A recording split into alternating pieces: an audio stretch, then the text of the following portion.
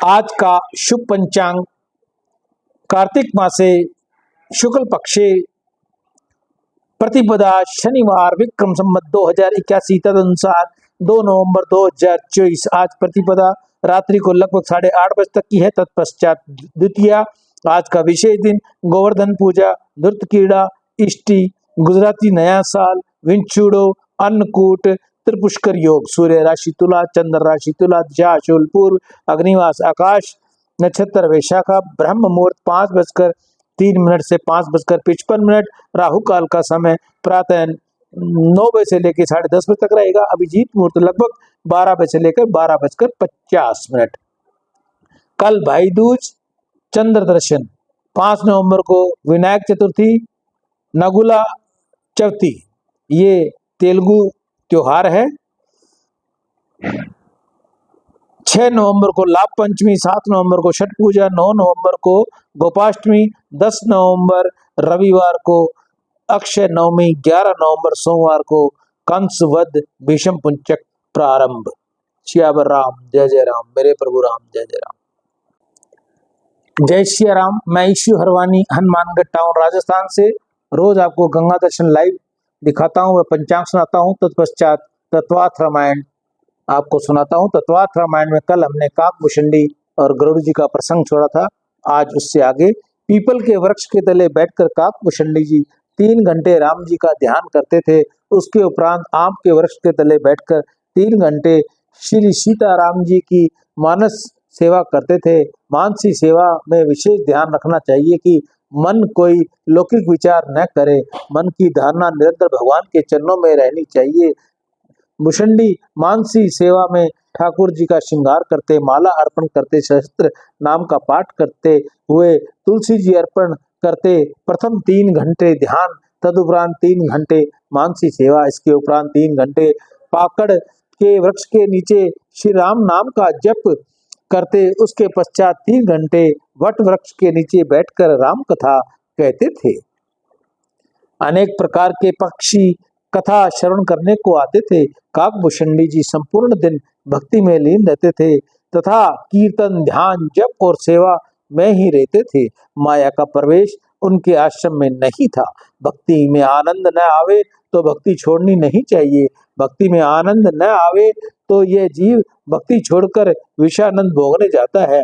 भक्ति में जल्दी आनंद नहीं आता, परंतु एक बार यदि आनंद आ जाए तो वह स्थिर हो जाता है। विषयानंद जल्दी मिलता है, परंतु उसका विनाश भी शीघ्र हो जाता है। काकभूषणी जी 4 वृक्षों की छाया में चारों युगों का धर्म आचरण करते हैं। सत्य युग का धर्म ध्यान, त्रेता युग का धर्म यजन पूजा, द्वापर युग का धर्म और सेवा, कलयुग का धर्म और हरि कीर्तन। काकभूषणी जी ध्यान करते, पूजा करते, सेवा करते, जप यज्ञ करते और कथा कीर्तन करते थे। यज्ञ से मंत्र शुद्धि, इंद्रिय शुद्धि, देश शुद्धि, आसन शुद्धि और देह शुद्धि होती है। प्रत्येक यज्ञ में कुछ न कुछ भूल हो ही जाती है, उस कारण से प्रायश्चित करना पड़ता है। जप यज्ञ में प्रायश्चित नहीं होता। राम नाम का जप वह महान यज्ञ है। काकभूषणी जी नीलांचल पर्वत पर विराजे थे। दक्ष प्रजापति के यज्ञ में सीता जी ने शरीर भस्म कर, सती जी ने शरीर भस्म कर दिया था। उस समय भ्रमण करते करते शंकर भगवान हंस के स्वरूप में काकभूषणी जी के आश्रम में गए थे और वहां राम कथा श्रवण की थी। गिरजा कहु सो सब इतिहासा, मैं जय समय गयो खग पासा। अब सो कथा सुनहु तुझे हेतु, गयो काग पै खग कुल केतु। एक बार गरुड़ जी को मोह हो गया। यह प्रसंग पूर्व में आ चुका है। लंका युद्ध में इंद्रजीत ने श्री राम लक्ष्मण को नागपाश में बांध लिया था। नारद ने कहने से गरुड़ जी ने संग्राम भूमि में जाकर श्री राम लक्ष्मण को नागपाश से छुड़ाया था। उस समय गरुड़ को शंका हो गई कि राम कैसे परमात्मा है, ये यदि परमात्मा होते तो बंधन में कैसे आ जाते। सगुण साकार परमात्मा की लीला देखकर देवताओं को भी मोह हो गया। गरुड़ जी को ऐसा लगा कि राम जी परमात्मा नहीं है, इनको तो मेरी आवश्यकता पड़ी। मनुष्य को आकर्षित करने के लिए ही परमात्मा मनुष्य जैसी लीला करते हैं। राम जी की लीला ये राम जी का अनुग्रह है। परंतु पूर्व काल में सती को जैसे मोह हुआ वैसे ही मोह गरुड़ को भी हो गया। गरुड़ नारद जी के पास गए और शंका रखी कि राम जी परमात्मा नहीं है, ऐसा प्रतीत होता है। नारद जी यह सुनकर हंसने लगे। सगुण परमात्मा की अटपटी लीलाओं का विचार जीव अपनी अल्प बुद्धि से करता है, अपनी बुद्धि दोष का आरोप पर परमात्मा पर करने लगता है। नारद जी ने गरुड़ जी से कहा, तुम ब्रह्मा जी से पूछो। गरुड़ जी ब्रह्मा जी के पास गए और पूछा। ब्रह्मा जी हंसने लगे कि आज गरुड़ की बुद्धि बिगड़ गई है। ब्रह्मा जी ने कहा, राम जी का स्वरूप तो भगवान शंकर है, भली प्रकार से जानते हैं, तुम शंकर जी के पास जाओ। फिर गरुड़ महाराज कैलाश पर गए, शिव जी को प्रणाम करके अपनी शंका पूछी। शिव जी महाराज ने विचार किया कि इनको अभिमान जन्य मोह हो गया है। गरुड़ जी पंछी है और काक भुषंडी जी भी पंछी है। पंछी की भाषा पंछी ही समझ सकता है। ओ हई कई कऊ अभिमाना, सो खोवे च कृपा निदाना।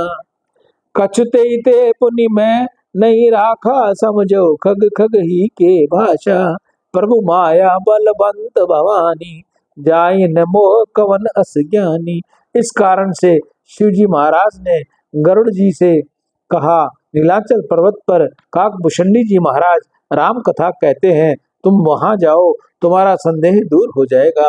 गरुड़ महाराज जी काकभूषणी महाराज के आश्रम में आए।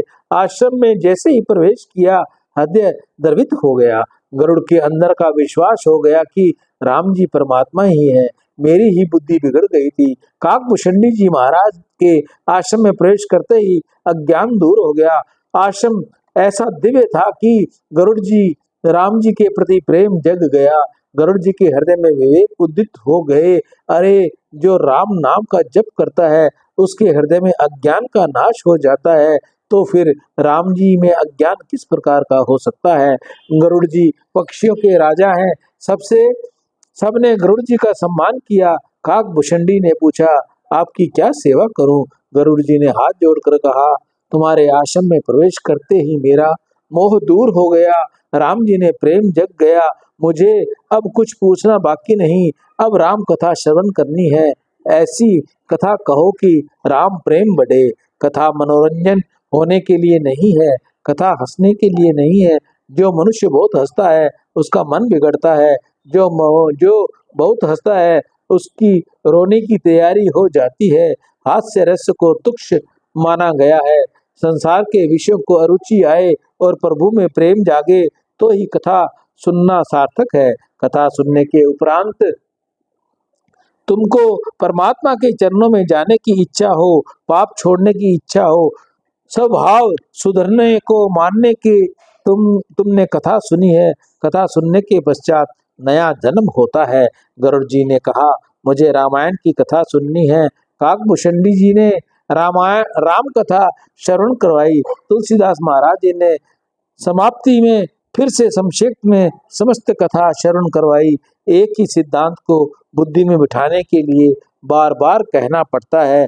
भक्ति में पुनरुक्ति आवश्यकता है, मुक्ति में पुनरुशक्ति आवश्यकता है। रामावतार का कारण क्या है?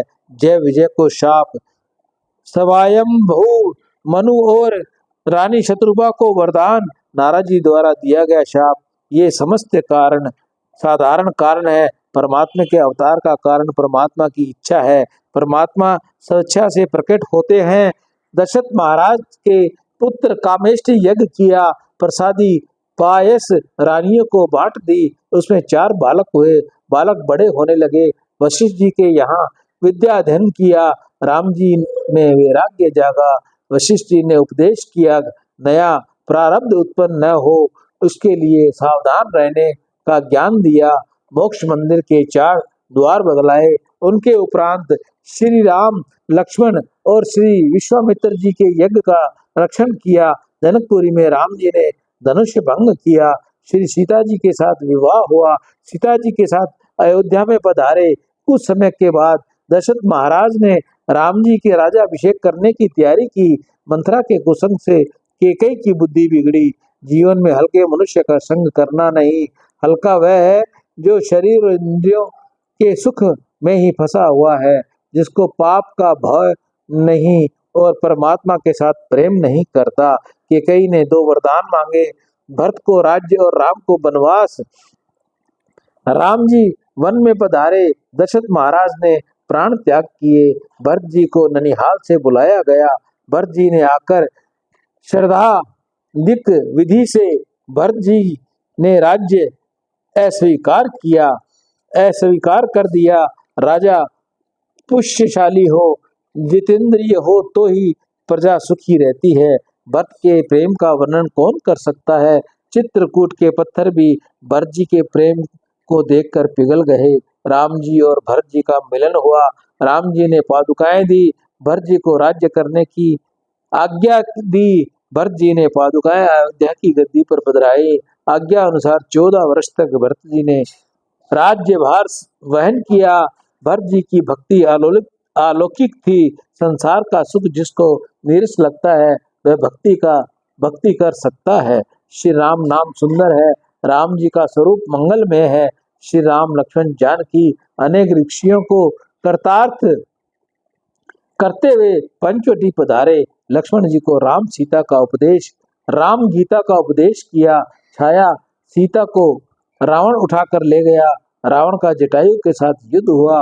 राम जी ने जटायु का अग्नि संस्कार किया, उसका श्राद्ध किया, शबरी का उद्धार किया। हनुमान जी ने सुग्रीव के साथ राम जी से मित्रता सिद्ध करवाई। उसके उपरांत हनुमान जी ने लंका दहन किया। राम जी ने वानर सेना सहित प्रयाण किया, समुद्र पर सेतु बंधन किया। लंका युद्ध में रावण का विनाश हुआ। राम जी, लक्ष्मण जी तथा सीता जी एवं वानर सेना सहित पुष्पक विमान में अयोध्या पधारे। वहां राम जी का राजाभिषेक हुआ। श्री सीता जी के साथ राम जी स्वर्ण सिंहासन पर विराजे। राम कथा सुनकर गरुड़ जी को अत्यंत आनंद हुआ। राम कथा का एक एक अक्षर पापों को भस्म करने वाला है। गरुड़ जी ने कहा, मुझको मोह हुआ, ये अच्छा हुआ। राम कथा सुनने का मुझे परम लाभ मिला। सियावर राम जय जय राम, मेरे प्रभु राम जय जय राम। इसके आगे की कथा काकभूषण जी और गरुड़ की हम आपको कल सुनाएंगे। मैं ईशु हरवानी, हनुमानगढ़ टाउन, राजस्थान से रोज आपको गंगा दर्शन लाइव दिखाता हूँ, वह पंचांग सुनाता हूँ। राम।